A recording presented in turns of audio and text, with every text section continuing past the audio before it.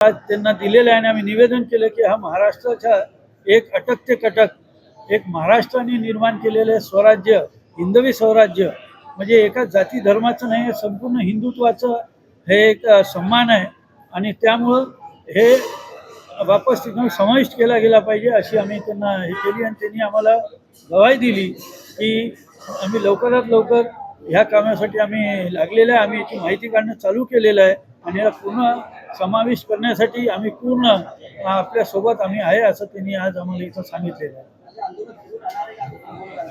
नाही, आम्ही PL file केलेली आहे.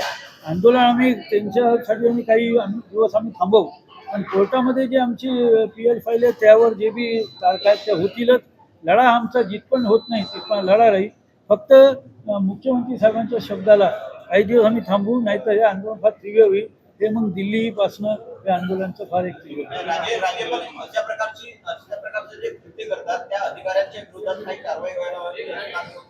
आम्ही तर शिक्षण मंत्र्यांचा, केंद्र शिक्षण मंत्र्यांचा आम्ही राजीनामा मागितला कारण हे नुसतं हा नकाशा समावेश करता सर्वांचे विचार घेतले गेले.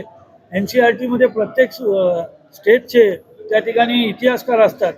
ज्यावेळेस घेतला गेला तेव्हा महेंद्रे आमच्या महाराष्ट्राचे इतिहासकार त्याच्यात होते, ते वारले महेंद्रे साहेब आणि त्यानंतर कोणत्याही इतिहासकाराला तिथं समावेश न करता हा डायरेक्ट शिक्षण मंत्र्यांनी हे काढलेलं आहे. म्हणून आम्ही त्यांच्यावर बी राजीनामा त्यांच्यावर आम्ही मंत्रीपद त्यांचं शिक्षण मंत्री काढलं पाहिजे अशी माहिती.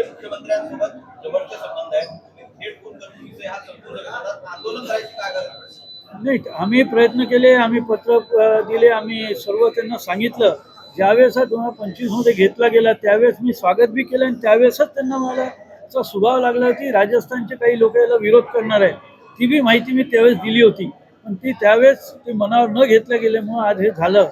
आणि आम्ही ह्या सर्व माहिती नुसतं मुख्यमंत्री साहेबांनी, पंतप्रधान साहेबांना, केंद्राच्या शिक्षण मंत्र्यांना, महाराष्ट्राचे मुख्यमंत्री, महाराष्ट्र शिक्षण मंत्री या सगळ्यांना आम्ही संपूर्ण व्यवहार केले.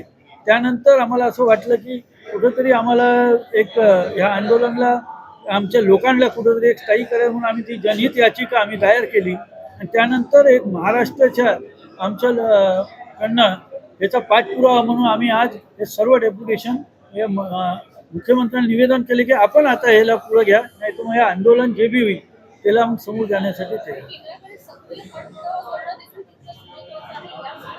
पत्रव्यवहार केला.